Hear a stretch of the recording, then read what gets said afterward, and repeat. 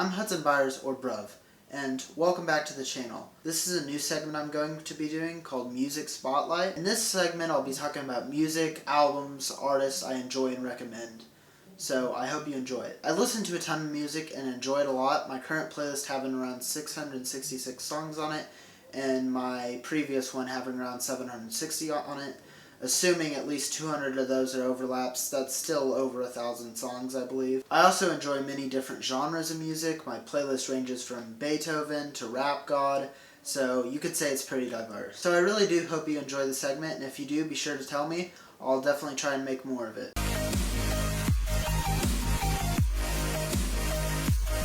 NF, born Nathan John Firestein in Gladwin, Michigan, is an American Christian rapper. He officially started making music in 2010, releasing his debut mixtape, Moments. Nathan, or Nate, had a tumultuous childhood. His parents divorced, and his mom's boyfriend abused him, causing his dad to take custody of him. His mom died in 2009 overdosing on pills. He later suggested on the song How Could You Leave Us that his mom cared more about pills than she did her own children.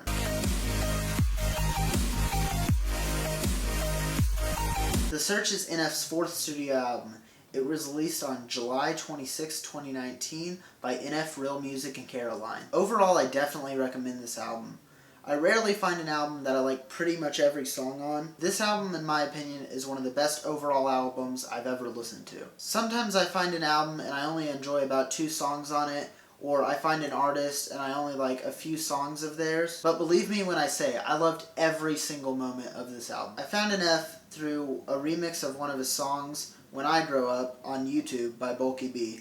I will leave a link to both the remix and the whole album in the description. If you're a fan of rap and you want to listen to an album that deals with depression and the pressures of fame in a very unique and articulate way, then I definitely recommend this album.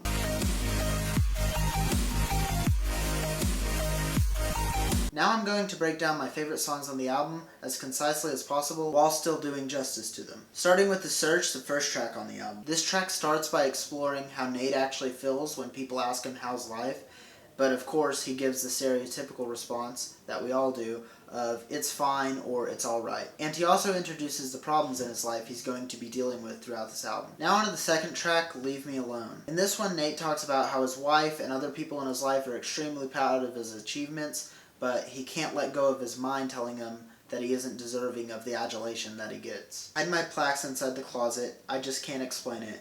My wife, she tells me that she's proud and thinks that I should hang them, but I just leave them on the ground right next to my self-hatred. He also opens up about his issues with OCD. His mind, instead of focusing on the good things, rather focuses on the bad, which I can relate to because my mind does the same thing. He then explores the pressures of having to keep up a good presence on social media and in interviews, stating that maybe he should just let the buzz fade. Let it fade, yeah, let it fade. Once it's decimated, then you drop a song out of nowhere and all the fans embrace it.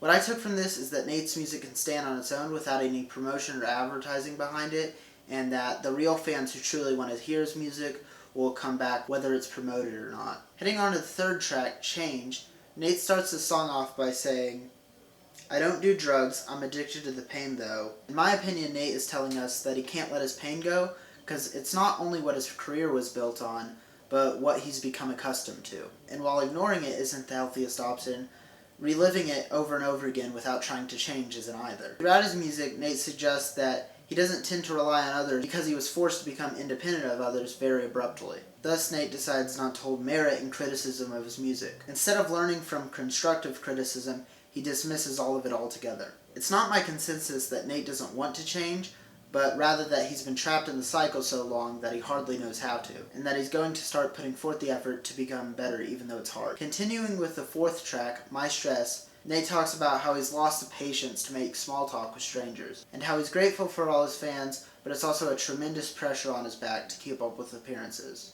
He wonders if his music has actually helped him or just left him as bad as he was before. These stress levels are not healthy. I'm waiting for that call saying records are not selling. I wonder when this all disappears and they forget me.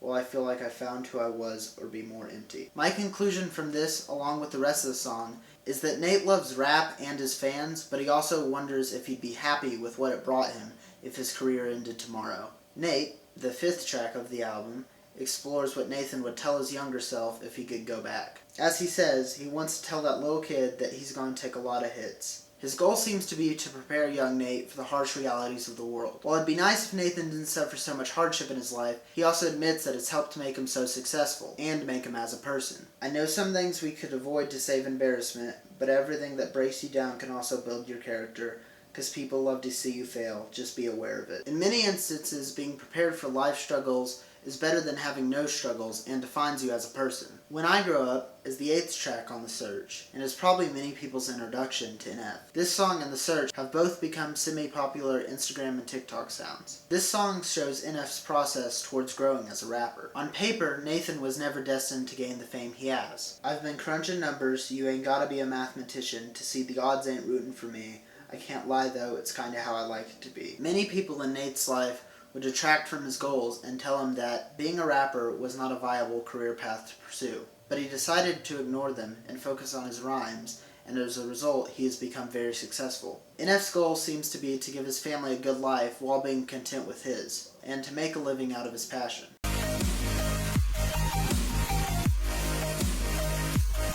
This album has definitely been one of the best I've listened to in a long time. I only covered my favorite songs on this album and the ones I connected with the most, but trust me when I say every single song on this album is great. There are no misses. I just didn't want this video to be incredibly long. As opposed to other rappers, this was less of a surface level, suffering from success mentality, and more of an actual exploration of how fame and success affected Nathan's life. I think the 11th track, Interlude, sums this whole album up pretty well, where Nate just talks about how at the peak of fame and his success, Nathan was the most depressed he'd ever been in his life, because he had everything he could ever dream of, and it still didn't make him happy. I do understand this state of mind, obviously not to the degree that Nate does. I, unlike Nate, had a lot of advantages in life, and sometimes I still get depressed, even though logically it doesn't make sense to. I think the similarity comes from that we both believe we don't deserve to be depressed or sad or upset, even though it's just not that simple. This album truly spoke to me on an emotional level. It didn't feel vain or self-conceited at all. It felt really personal and involved, like we got to meet Nathan and not an F, not a crafted, manicured stage persona. If I hadn't already made it abundantly clear, I definitely recommend this album.